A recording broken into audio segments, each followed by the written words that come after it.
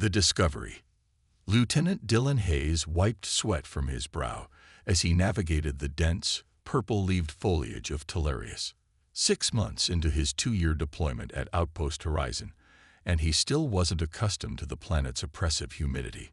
The air hung thick around him, tasting faintly of copper and something sweeter, like overripe fruit. "Anything interesting on the scanner, Lieutenant?" The voice of Specialist Maizong crackled through his comm unit. Dylan checked the handheld device, its holographic display flickering as it analyzed the surrounding area. Nothing beyond the usual flora and microorganisms. Terrain seemed stable, though.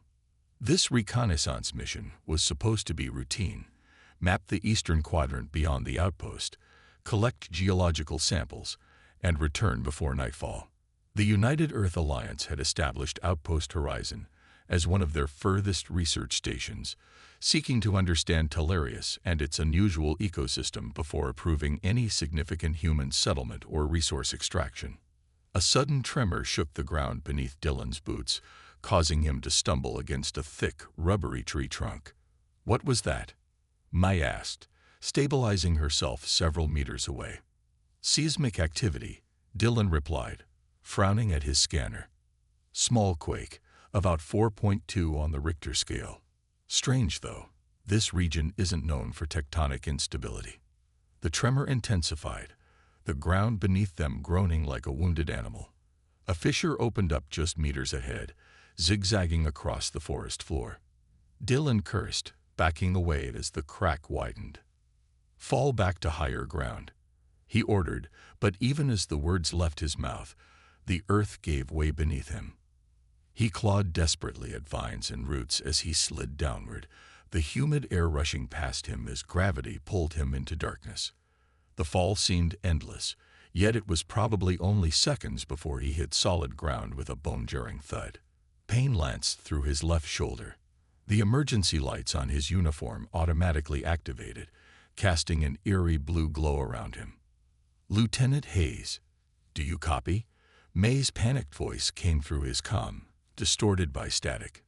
Dylan groaned, testing his limbs. Nothing seemed broken, though his shoulder would undoubtedly sport an impressive bruise. "I copy, Specialist. I'm alive. Just fell into some kind of underground chamber." His blue-tinged light revealed a space unlike anything he'd ever seen. The walls weren't natural cave formations, but smooth, almost polished surfaces etched with intricate symbols that seemed to absorb his light rather than reflect it. The chamber was perfectly circular, about 20 meters in diameter, with a domed ceiling that disappeared into darkness above. "May, you need to see this," Dylan whispered, switching his comm to record visual feed. "It's some kind of structure. Artificial. Definitely not natural. Command will want to know immediately," Mai responded. "I'm sending coordinates for extraction. Don't touch anything, Lieutenant." But Dylan was already moving toward the center of the chamber, drawn by a soft, pulsing light he hadn't noticed initially. In the middle of the room stood a raised platform, and atop it rested what appeared to be a translucent crystal container about the size of his palm. Inside, something moved. "I'm seeing a containment unit of some kind," Dylan reported, instinctively reaching for it. "There's something alive inside. Lieutenant, wait for the science team." May's warning came too late. The moment Dylan's fingers touched the crystal, it shattered with a musical chime, dissolving into luminescent dust that swirled around his hand before disappearing entirely. In its place remained a small creature no larger than a mouse, its body covered in iridescent scales that shifted between deep blue and violet. 6 tiny limbs ended in delicate, claw-like appendages, and 2 antennae protruded from its head, twitching as if sensing its surroundings. Most striking were its eyes, disproportionately large, glowing with amber intelligence as they fixed on Dylan. "What are you?" Dylan whispered. The creature chirped softly, a sound somewhere between a bird's call and the trill of an insect. It appeared injured, one of its limbs held at an awkward angle, a viscous silver fluid seeping from a wound on its side. Before Dylan could report his finding, The creature scurried forward with surprising speed, climbing up his arm to perch on his shoulder.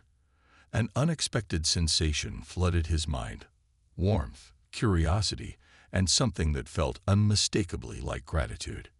I think it's telepathic," Dylan said incredulously. "I can feel its emotions. Lieutenant, your vitals just spiked." May's concerned voice replied, "What's happening down there?" Dylan reached up cautiously, offering his palm to the creature. It stepped delicately onto his hand, its tiny claws tickling his skin. "It's all right," he found himself saying, though whether to May or the creature, he wasn't sure. "I think it was trapped here. Injured. The extraction team is 15 minutes out," May informed him. "Director Chen wants you to document everything, but maintain quarantine protocols."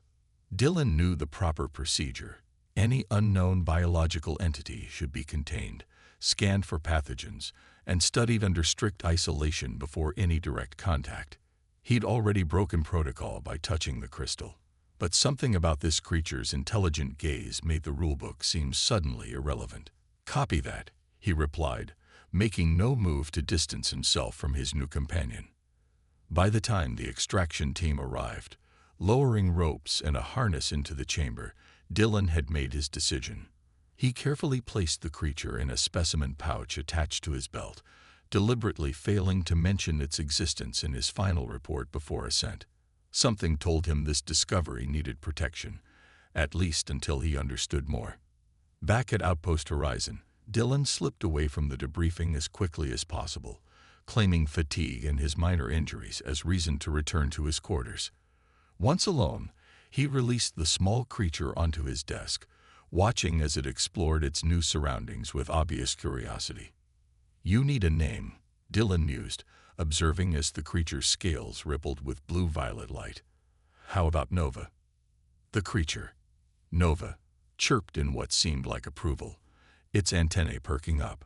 Over the next few hours, Dylan watched in amazement as Nova consumed a small amount of protein ration he'd offered, then promptly fell asleep in a makeshift nest of soft fabric scraps. Most remarkably, when Nova awoke just 3 hours later, its injured limb had completely healed, and it had grown noticeably larger, now closer to the size of a rat than a mouse. "That's not normal," Dylan muttered, documenting the growth in a private log. "What exactly are you?" 3 days passed with Dylan keeping Nova's existence secret from his colleagues. The creature continued its astonishing growth rate, now the size of a small cat, its intelligence developing just as rapidly. It could understand simple commands, manipulate objects with its now more defined limbs, and the telepathic connection between them had strengthened to the point where Dylan occasionally received not just emotions but fleeting images, impressions of Nova's perceptions. What troubled Dylan was the emerging evidence of Nova's predatory nature. It had begun hunting the small, insect-like creatures that occasionally found their way into the habitat modules. With frightening efficiency, Nova would stalk, pounce, and consume these pests, its previously cute demeanor transforming into something primal and unsettling during the hunt. On the 4th night, Dylan's door chime sounded unexpectedly. He hastily directed Nova to hide under his bunk, before opening the door to find Dr. Ilara Voss, the expedition's xenobiologist, standing in the corridor with an expression of barely contained excitement. "Lieutenant Hayes," she began without preamble, "the preliminary analysis of those symbols you discovered is fascinating. They appear to reference guardians or protectors of some kind. The linguistic team believes the chamber was some sort of shrine or containment facility." Dylan kept his expression neutral. "Containment for what?" "That's why I'm here," Dr. Voss continued, stepping into his quarters without invitation. "The indigenous Talarians have legends about sacred creatures they call Kirvash, star guardians, beings that bond with worthy warriors and grow into powerful protectors. When I showed them images of the chamber, their high elder nearly went into shock. She claims it was a sacred incubation chamber, and that something vitally important was kept there." Dylan's heart raced. Just legends, though, right? Indigenous folklore. Maybe not. Alara's eyes gleamed with academic fervor. The Talarian princess herself is coming to the outpost tomorrow. She's demanded to see where the chamber was found, claiming that something sacred was disturbed. Director Chen wants you to lead the expedition back to the site. A soft chirp came from under the bunk, barely audible, but enough to make Dr. Voss pause mid-sentence. What was that? She asked, glancing around the room. Faulty environmental control, Dylan lied smoothly. Been meaning to report it. Dr. Voss seemed unconvinced but continued nonetheless. The princess, Kyra is her name, mentioned that if a cure of ash had been found, it would need to be returned immediately to their sacred temple. Apparently, these creatures form dangerous attachments if not properly guided in their development. Dangerous how? Dylan asked, unable to keep the concern from his voice. The legend says they bond telepathically with their chosen companion, growing stronger as the bond deepens. Without proper rituals and training, the bond becomes, well, the translation was unclear, but something like twisted or corrupted. The cure of ash supposedly become killing machines, fiercely protective but ultimately destructive. Dr. Voss shrugged. Fascinating mythology, isn't it? I wonder what real creature inspired such stories. After Dr. Voss finally left, Dylan sank onto his bunk, his mind racing. Nova emerged from hiding, now able to leap onto the bed beside him with ease, its antennae brushing against Dylan's hand. A wave of questioning concern flowed from the creature into Dylan's mind. They're looking for you, Dylan told Nova softly. And I don't think I can keep you hidden much longer. In response, Nova's scales darkened to a deep, midnight blue, and for the first time, Dylan noticed small protrusions along its spine, the beginnings of what might eventually become defensive spikes or ridges. More disturbingly, when Nova opened its mouth in what appeared to be a yawn, Dylan glimpsed rows of needle-sharp teeth that hadn't been visible before. That night, Dylan dreamed of hunting beneath alien stars, of power flowing through sleek muscles, of the thrill of the chase and the satisfaction of the kill. He woke with a start, covered in sweat, to find Nova watching him from the foot of the bed, its amber eyes glowing in the darkness. With sudden clarity, Dylan realized the dreams hadn't been his own. They were Nova's instincts, Nova's desires, bleeding into his mind through their strengthening bond. As dawn broke over the misty forests of Talarius, Dylan faced an uncomfortable truth. The creature he'd rescued was rapidly becoming exactly what the legends described, a predator of increasing power, bonded to him in ways he didn't fully understand. And tomorrow, he would face Princess Kyra of the Talarians, who had come to claim what she believed was rightfully hers. The connection. Dawn arrived with an air of tension hanging over outpost horizon. Dylan had barely slept, his mind troubled by Nova's rapidly developing abilities and the impending arrival of the Talarian delegation. The creature now stood knee-high, its once delicate limbs thickened with muscle, its iridescent scales hardened into something resembling armor. Stay hidden today, Dylan instructed Nova, receiving a pulse of reluctant acceptance through their mental link. I need to understand what these Talarians know about you. He'd fashioned a makeshift harness with a transmitter that would allow him to locate Nova if needed. As he secured it around the creature's torso, Nova projected an image into his mind. A vast temple complex nestled within mountains, bathed in purple twilight. The image carried with it a sense of longing so profound it made Dylan's chest ache. Is that your home? He whispered. Nova chirped softly, the sound deeper than days before, and shared another image, the incubation chamber where Dylan had found him. But intact, glowing with energy, dozens of crystal containers pulsing with life. There were more of you, Dylan realized. What happened to them?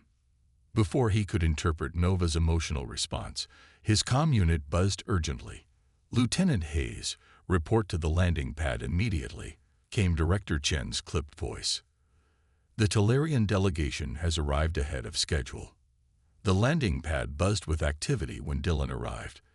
A sleek vessel unlike anything in the Earth Alliance fleet had touched down, its hull resembling polished bronze with organic, flowing lines that reminded Dylan of underwater creatures from Earth's oceans.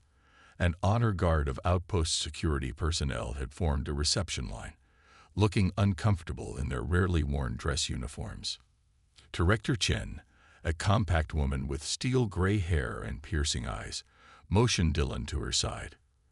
"Remember, Lieutenant, this is a diplomatic encounter. The Talarians rarely interact with off-worlders, and Princess Kyra's presence indicates the seriousness with which they view this matter." "Understood, Director," Dylan replied, tugging at his collar, "although I'm not sure what I can add beyond my initial report." "You were first on site," Chen said tersely. "The princess specifically requested your presence." The ship's hull rippled, a section flowing aside to form an elegant ramp. Two Talarian guards emerged first, their amber skin catching the morning light, elaborate tattoos visible on their exposed arms and faces. They wore armor crafted from materials that resembled both metal and living tissue, carrying ceremonial spears that hummed with barely contained energy. Behind them walked a figure that commanded immediate attention. Princess Kyra of the Talarians stood nearly 7 feet tall, her lithe frame draped in flowing garments of deep purple and silver. Her skin shimmered with a subtle iridescence, not unlike Nova's scales, though hers was predominantly amber with hints of gold. Most striking was her face, elegant with high cheekbones and almond-shaped eyes that glowed with the same amber hue as Nova's, framed by elaborate silver ornaments woven into her crown of braided hair. Without conscious thought, Dylan straightened to attention as those amber eyes fixed on him with unsettling intensity. "Lieutenant Dylan Hayes," she stated rather than asked, her voice melodic yet carrying an undertone of steel. "You are the one who violated our sacred chamber." Director Chen stepped forward smoothly. "Princess Kyra, on behalf of the United Earth Alliance, welcome to Outpost Horizon. We assure you no disrespect was intended." "I did not address you, Director," Kyra interrupted, her gaze never leaving Dylan. "I will speak with the one who broke the seal." Dylan swallowed, feeling oddly exposed beneath that amber stare. "It wasn't intentional, Your Highness. I fell through a fissure during a seismic event." Something flickered across Kyra's expression. Surprise, perhaps, or skepticism. Seismic events do not occur randomly in the Valley of Guardians. The chamber reveals itself only when it chooses. Her head tilted slightly. "What did you find within?" Before Dylan could formulate a response that wouldn't betray Nova's existence, a commotion erupted at the far end of the landing pad. A group of armed individuals in unmarked combat gear had breached the perimeter, disabling 2 security officers with practiced efficiency. "Hostile incursion," shouted the security chief, drawing his sidearm. "Protect the delegation." Everything happened at once. The unidentified attackers opened fire with weapons that emitted pulsing energy bolts. The Talarian guards moved with incredible speed, placing themselves between the attackers and Princess Kyra, their ceremonial spears suddenly looking far more functional than decorative. Dylan reacted on instinct, tackling the princess to the ground behind a cargo container as energy bolts scorched the air where she had stood moments before. "Stay down," he ordered, drawing his own sidearm, only to find himself pinned by the princess's surprising strength, her face inches from his own. "Where is the Kuravash?" she demanded, her eyes narrowing. "I sense its presence here. It has bonded with you, hasn't it?" Before Dylan could deny it, a familiar sensation brushed against his mind. Nova had sensed his distress through their bond. Alarm shot through him. "No, stay hidden," he muttered. Kyra's expression shifted to one of confirmation. "You did take it. Do you have any idea what you've done? A Kuravash bond cannot be." Her words cut off as an explosion rocked the landing pad, sending debris raining down around them. The attackers were advancing, their objective now clear as one shouted, "Find the creature." Primary target is the xenobiological specimen. They're after Nova, Dylan realized aloud. "Nova," Kyra repeated, the name sounding strange in her musical accent. "The Kuravash, I named. Another explosion drowned out his words. Making a split-second decision, Dylan activated his comm unit. Nova, Protocol Epsilon. It was a command he taught the creature during their brief time together. To come to his location but remain concealed. Kyra's eyes widened. You've taught it commands. How long have you had it? 5 days, Dylan answered, peering around the edge of the container to assess the situation. The landing pad had become a battlefield, with outpost security and Talarian guards holding a defensive line against the attackers, who now numbered at least 15. 5 days. Kyra sounded shocked. That's impossible. A Kiravash takes months to form initial bonds, years to develop true communion. Dylan had no time to process this information as a shadow detached itself from behind a nearby structure, moving too fast for human eyes to track properly. Nova had arrived, now the size of a large dog, its scales darkened to blend with the surroundings, the spines along its back fully extended in a threat display. Kira gasped, genuine awe in her expression. By the sacred stars. It's already in transition stage. That shouldn't be possible for at least a cycle. Nova crouched beside them, a low growl emanating from its throat as it surveyed the attackers. Through their bond, Dylan sensed Nova's protective rage, its desire to eliminate the threats to its bonded human. No, Dylan commanded both verbally and mentally, projecting an image of escape rather than confrontation. We're outnumbered. Kyra observed this exchange with fascination. You truly are connected. She reached out toward Nova, who hissed defensively, positioning itself between her and Dylan. It protects you as if you were Talarian royalty. We need to get out of here, Dylan said, making a tactical assessment. Those aren't pirates or opportunists. They're too well-equipped, too coordinated. Someone sent them specifically for Nova. Agreed, Kyra said, surprising him with her quick acceptance. My ship can. Your ship is the first place they'll look. Dylan interrupted. We need alternatives. He activated his comm unit again. May, do you copy? After a moment of static, Specialist Jung's voice came through. I copy, sir. Security is trying to contain the situation, but we're outgunned. I need transport from the auxiliary bay and a diversion, Dylan instructed. Copy that, Mai responded.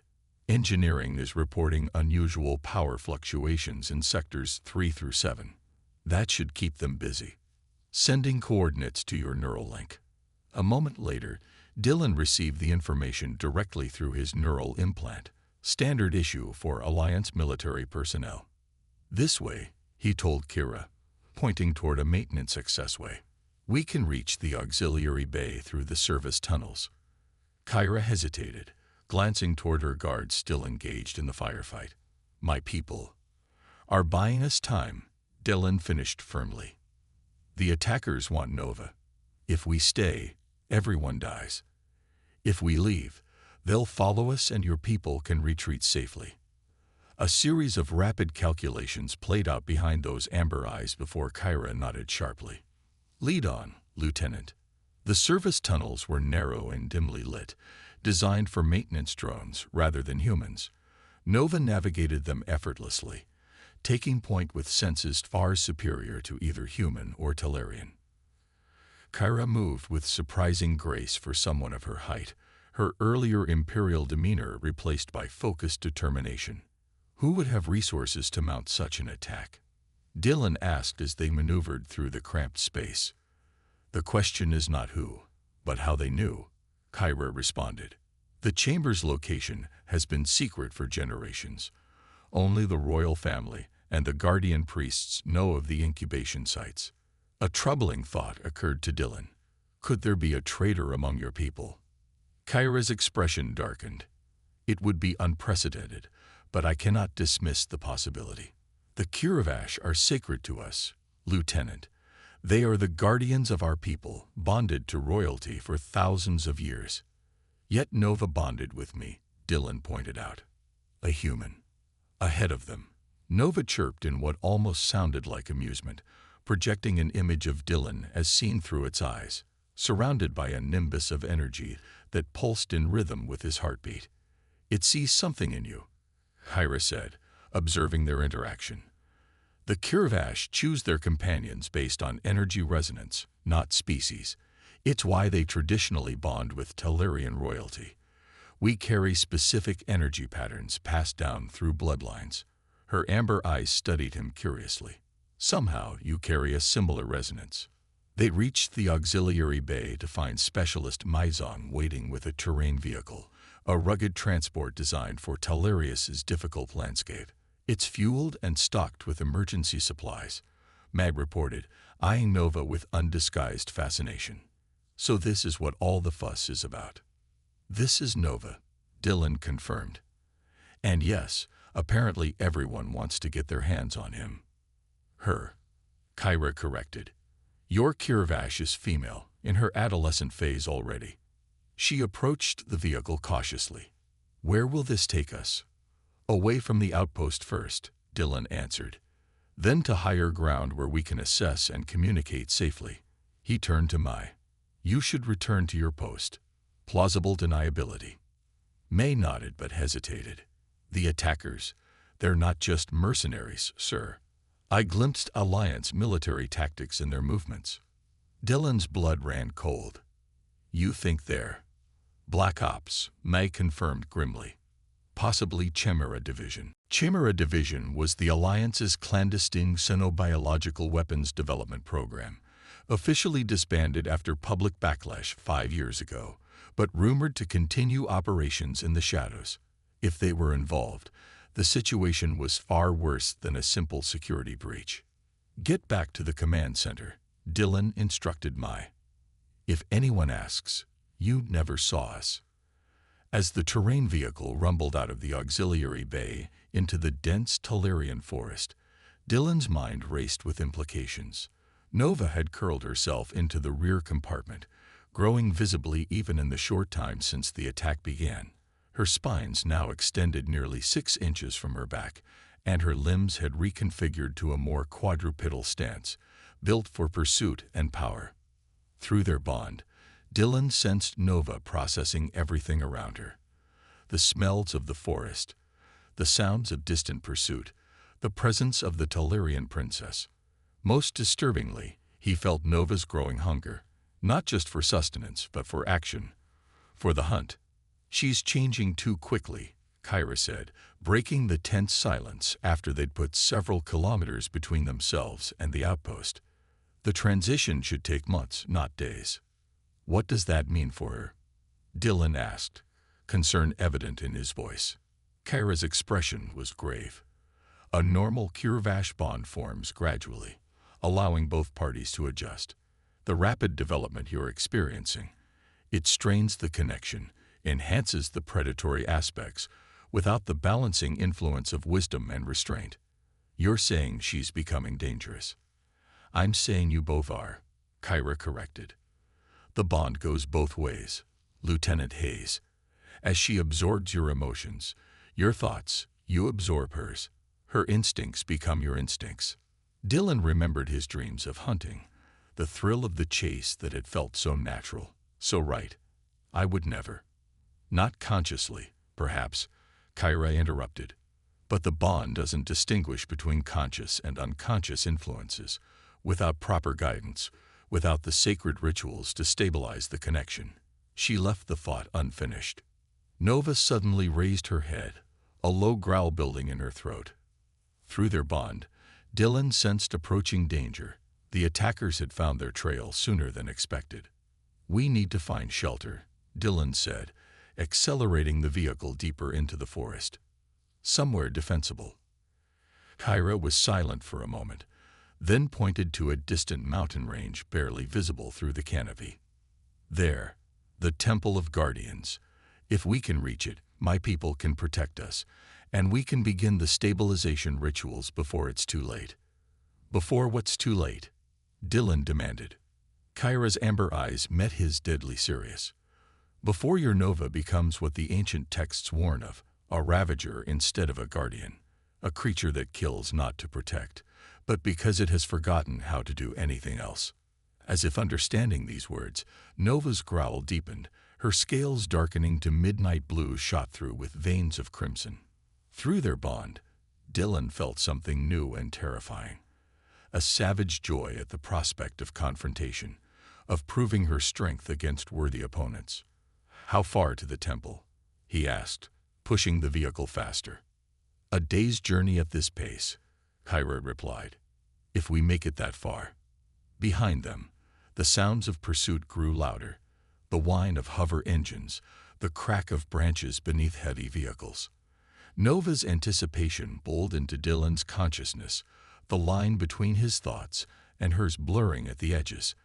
And somewhere deep in his mind, a part of him he didn't recognize welcomed the coming confrontation. The reckoning.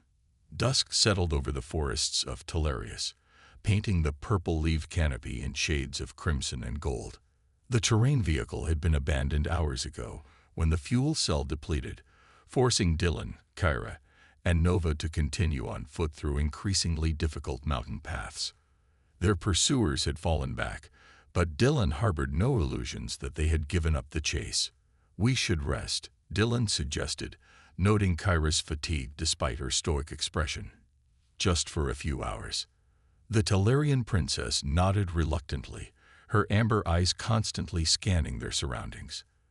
"There's a guardian cave nearby. It should provide adequate shelter." Nova, now standing shoulder-height to Dylan, prowled ahead, her powerful form moving with predatory grace through the underbrush. Her development had continued at an alarming pace throughout their flight. The delicate, almost cute creature he had found days ago was now a formidable predator, with razor-sharp claws and a ridge of spines running from her neck to the tip of her tail. Most concerning was the change in her temperament, bursts of aggression punctuated by periods of intense focus, her mental presence in Dylan's mind becoming more dominant by the hour. The Guardian Cave proved to be a small opening in the mountainside, invisible until they were nearly upon it. Inside, the cave opened into a chamber lined with the same smooth, symbol-covered material as the incubation chamber where Dylan had found Nova. "This is a way station," Kyra explained, pressing her palm against one of the symbols. The chamber immediately illuminated with a soft amber glow, created during the ancient times when Kurvash and their bonded guardians patrolled these mountains. Dylan helped gather materials for a small fire, while Nova explored the chamber, occasionally stopping to inspect particular symbols with obvious interest. Through their bond, Dylan sensed recognition and a strange sort of nostalgia, as if Nova was accessing genetic memories. As night fell outside, the three unlikely companions settled around the fire. Dylan shared their meager rations, while Kyra watched Nova with undisguised fascination. "You said earlier that Nova is changing too quickly," Dylan began, breaking the silence. "What exactly should her development look like?" Kyra's elegant fingers traced patterns in the air as she spoke. A Kurvash passes through 5 distinct phases of growth. The egg phase, where they remain dormant for decades or even centuries until the right companion is near. The hatching, triggered by compatible energy resonance. The bonding, which typically takes at least a full lunar cycle as the connection forms. Then the adolescent phase, where physical growth accelerates but is tempered by ritual and guidance. She gestured toward Nova. "She has compressed these phases into days." "And the 5th phase?" Dylan asked. "Maturity," Kyra replied solemnly. "When a Kurvash reaches full size and capabilities, becoming a true guardian, this normally takes years of training and strengthening of the bond." Her amber eyes reflected the firelight. "Your Nova approaches maturity without having properly experienced the earlier phases.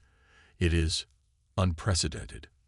Nova chose that moment to approach, settling her substantial weight beside Dylan, her scales radiating warmth against his side. Through their bond came a complex mixture of emotions, protectiveness, curiosity about Kyra, and an underlying current of restless energy. "Why are they called guardians?" Dylan asked, absently running his hand along Nova's flank, a gesture that calmed them both. Kyra's expression softened. "Because that is their purpose. The Kiravash evolved alongside my people thousands of years ago, forming symbiotic bonds that protected both species. They sense threats before they materialize, strengthen their companions physically and mentally, and can communicate across vast distances. Her gaze grew distant. Legend says they were engineered by our ancestors to combat a great enemy that came from beyond the stars, though many believe this to be just myth. Not myth, Dylan said quietly, as Nova projected an image into his mind. Creatures of shadow and void, moving between worlds, consuming and destroying. Nova carries the memory of them. Hyra leaned forward, her earlier imperial distance completely gone. You see her memories. Not clearly, Dylan admitted. More like impressions, fragments.